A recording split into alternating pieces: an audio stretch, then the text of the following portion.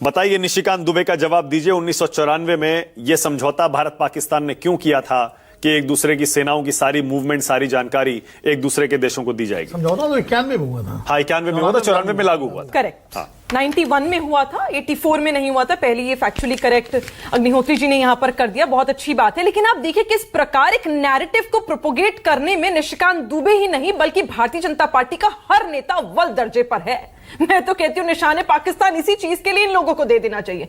महा झूठे इनके सांसद और लगातार ये बहकाते बरगलाते हैं देश की जनता को। अरे कौन से अग्रीमेंट की बात करते हैं आप? उस अग्रीमेंट की बात कर रहे हैं जिसको भारतीय जनता पार्टी ने सपोर्ट किया था। ये कंसेंसस बेस्ड था। उस सरकार को आप ही ने समर्थन देके आप अपना वोट कर देते, आप बाहर कर देते, नहीं हम नहीं करेंगे। किसने रिन्यू करा? आपकी सरकार ने। लेकिन मैं फिर भी आपको बता देती हूं, कि लगातार ये इसलिए करा गया था ताकि बॉर्डर्स पर गतिविधियां बता दी जाएं और मिसकैलकुलेशन होने की वजह से कोई भी गतिविधि ऐसी ना हो जाए जो हमारे बॉर्डर्स पर गांव हैं उनको कोई दिक्कत आए या उन पर कोई गलती से हमला हो जाए कि कोई मिसकैलकुलेशन ना हो। लेकिन यहां क्या किया मानक जी? यहां तो बात होती है जब विदेश मंत्री ने खुद आकर कह दिया कि हमने तो वहां पर जब पहलगाम का बदला हम लेने जा रहे थे, हमने पाकिस्तान को फोन कर कर बता दिया था। ये बर्थडे पार्टी का RSVP दे रहे थे कि फला फला तारीख को हम आएंगे और आपके यहां पर हमला करेंगे। आप देखिए मुखबरी कैसी थी। और मैं कह रही हूं आपने बता दिया, इतना बड़ा देशद्रोह आपने कर दिया,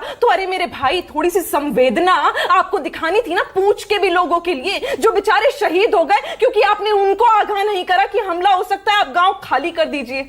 खैर, ये सारी ऊल जलूल बयान, निशिकांत जी का नैरेटिव, इस पर हम चर्चा नहीं करते क्योंकि झूठी सरकार और झूठे इनके नेता। लेकिन मानक जी अब आप देखिए, अभी 1 महीना भी नहीं हुआ था, 1 महीना भी नहीं हुआ कि हमारे लोग अभी अभी शहीद हुए थे। लोगों के घरों में आंसू अभी सूखे नहीं थे, लेकिन 8 दफा राष्ट्रपति जो हैं यूएस के ट्रंप साहब, वो ये बोलते थे, कभी मीडिएशन कराई बोलते हैं, कभी हेल्प कराई बोलते हैं, कभी कहते हैं मैंने ट्रेड पर धमकाया, कभी कहते हैं जो टिम कुक है मैंने उनको धमकाया कि एप्पल जाकर निवेश न करे हिंदुस्तान में। लगातार इस तरह की बातें ये करते जा रहे हैं। और ये वही ट्रंप है जिसके लिए देश के प्रधानमंत्री नरेंद्र मोदी ने हाउडी मोदी करा था, अब की बार ट्रंप सरकार करा था। ये वही है जिनके लिए भारतीय जनता पार्टी के मोर्चों ने हवन करा था कि अब तो हाउडी मोदी भी हो गया है किसी तरह और ट्रंप वापस से राष्ट्रपति बन जाए। ये वही है, हमें भूलना नहीं चाहिए था। मानक जी हम उस देश से आते हैं जहां हमने बचपन से, जब से हम पैदा हुए, होश संभाला है, हमने जय जवान का नारा दिया है।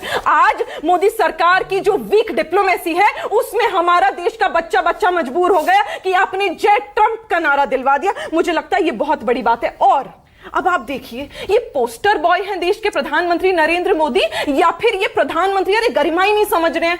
कोरोना का सर्टिफिकेट तो प्रधानमंत्री की तस्वीर, वैक्सीनेशन हो तो नरेंद्र मोदी की तस्वीर, ऑपरेशन सिंदूर हो तो नरेंद्र मोदी की तस्वीर, अरे बच्चों के स्कूल के बैग्स तक पर नरेंद्र मोदी की तस्वीर। और आखिरी 10 सेकंड मानक जी, अब तो वो दिन दूर नहीं है जब बच्चा पैदा होगा, बर्थ सर्टिफिकेट पर नरेंद्र मोदी की फोटो होगी। और अगर खुदा ना करे कोई मर जाता और वो किसी आतंकवादी हमले से मरे या फिर एक्सीडेंट से मरे, लेकिन नरेंद्र मोदी कतराएंगे नहीं, उसके डेथ सर्टिफिकेट पर भी अपनी फोटो लगा देंगे। ये क्या चल क्या रहा है? वो चुटपैया नेता मैंने थोड़ी देर पहले भी ब्रेकिंग न्यूज बताई ना, शुभम के परिवार से मिलने भी तो जा रहे हैं ना प्रधानमंत्री। अब जब आपने पोस्टर बॉय नरेंद्र मोदी की फोटो लगा दी तब आपको याद आ रहे आंसू पोंछने? आपको जाना था, अगले दिन जाना था। आप सर्वदलीय बैठक में नहीं आते, आप पार्लियामेंट का सेशन विशेष सत्र आप नहीं बुलाते, आप लोगों से मिलने नहीं जाते। जब देश का विपक्ष का, कांग्रेस पार्टी का पर दबाव पड़ता है, जब राहुल गांधी जाते हैं उन बच्चों के घरों में जाकर उनको सीने से लगा के उनके आंसू पोंछते, तब आप जागते हैं नींद से। अच्छा एक बात बताइए, एक